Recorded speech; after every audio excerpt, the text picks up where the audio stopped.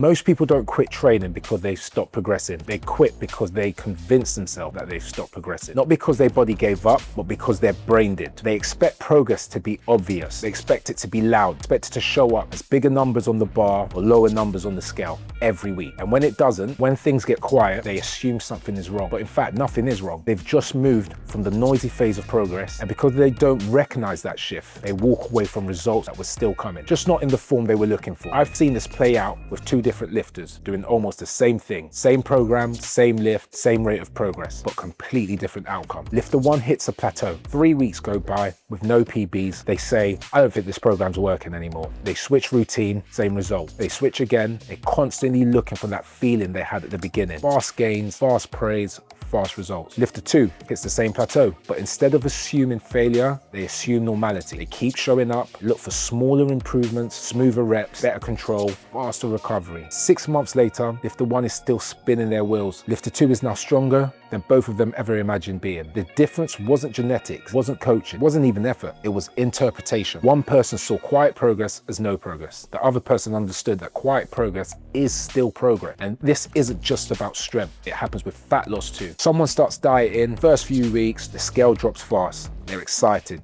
they're motivated, they're convinced it's working. Then week 4 hits, no change on the scale. They panic, they think they've stalled, they think their metabolism is somehow broken. But if you actually look deeper, they've slept better, their cravings have dropped, their inches have gone down in the waist, their clothes fit better, they've clearly improved. But because the scale didn't reflect it, they assume it didn't happen. The same thing happens with someone trying to build muscle. They expect weekly visual changes. They expect the mirror to reward them constantly, but muscle doesn't grow like that. They are long stretches where nothing looks different, but dense, meaningful change is still happening under the surface. This is how progress works in everything. If you learn a language, you don't improve in perfect increments. You feel lost, confused, and suddenly one day a sentence clicks and you realize you've leveled up. Saving money is the same. The first few months feels pointless. You put in effort and barely see anything stack up. Then one day it compounds and suddenly the graph goes up. Training is no different. Progress is gradual, then visible, then suddenly undeniable. But most people never get to that because they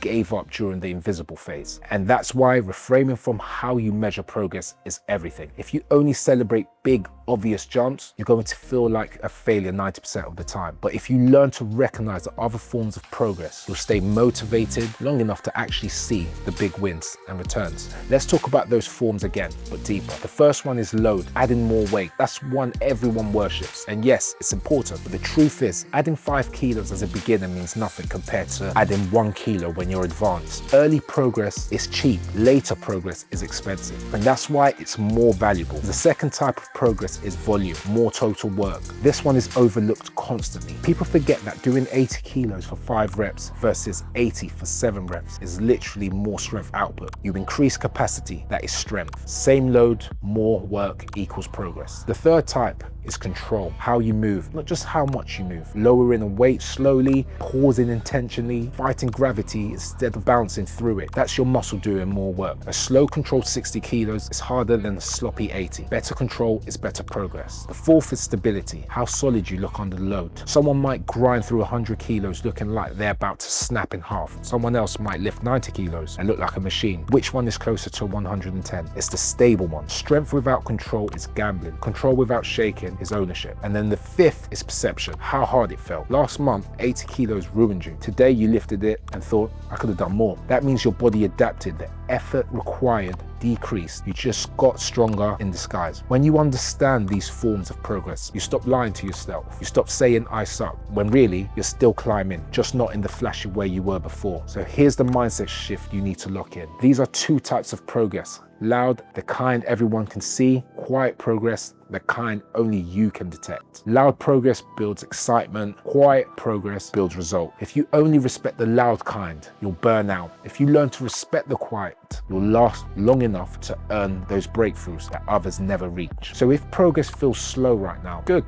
That means you're not a beginner anymore. You've graduated. You're now playing the real game. And the real game is simple. Show up consistently, collect quiet wins, and let time do its job. Because in the long run, micro wins builds monsters. But here's where where most people sabotage themselves even further. They're not just comparing themselves to their past self, they're comparing themselves to everyone else's highlight reel. You walk into the gym and see someone squatting twice your weight. You scroll through Instagram, social media, and you see someone with abs you'll never have. You watch a transformation video and think, why isn't that happening to me? And suddenly your own progress, which was real and valuable, becomes invisible because you're measuring it against someone else's finish line instead of your own starting point. This is a trap. You forget where you came from. You forget that 6 months ago, the weight you're warming up with used to be your max. You forget that the person you're comparing yourself to has been training for 5 years while you've been training for 4 or 5 months. Context collapses, and when context collapses, so does motivation. Here's what you need to remember. Everyone you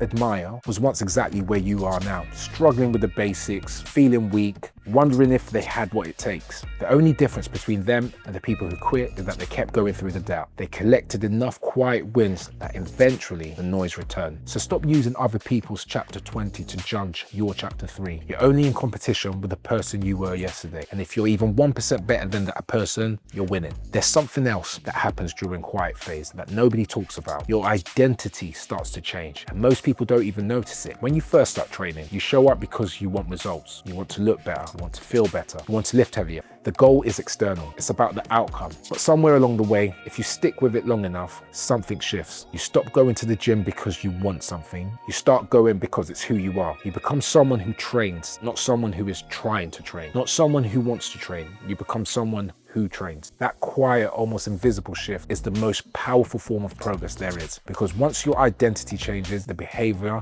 becomes automatic. You don't need motivation anymore. You don't need discipline. You just show up because that's what you do. This is why people who've been training for 10 years don't struggle with consistency. It's not because they have more willpower than you. It's because they've crossed the identity threshold. Training isn't something they do, it's something they are. And you're building that right now. Every session you complete, when you don't feel like it, every time you choose the gym over the couch, every rep you finish, even though nobody's watching, you're not just building muscle or losing fat, building proof. Proof that you're the kind of person who doesn't quit when things get hard. That's the actual transformation. Now that's what you see in the mirror. What changes in your head? Let me tell you what happens if you stay in the game long enough. Year 1, you learn the movements. Figure out what works for your body. You build habit. Progress feels fast because everything is new. Year 2, progress slows down. You hit your first plateau. This is where most people quit. But if you push through, trust the process, you come out the other side stronger and smarter. Year 3, you stop caring about what other people think. You stop posting every workout, you stop needing validation, you train because you love it, not because you need to prove something. Year 5, people start asking you for advice. They see you as the person who's always been strong. They have no idea about the thousands of average sessions you've put in to get here. They only see the results, not the process. Year 10, you look back and realize something. The goal you set on day 1, the one that felt impossible, passed it years ago and didn't even notice, because by then you had new goals. Goals you couldn't have even imagined when you started. That's what happens when you play the long game. You don't just reach your goals, you become someone who sets goals that your old self couldn't even comprehend. And it all starts with respecting the quiet phase, with showing up when progress is invisible, with trusting that the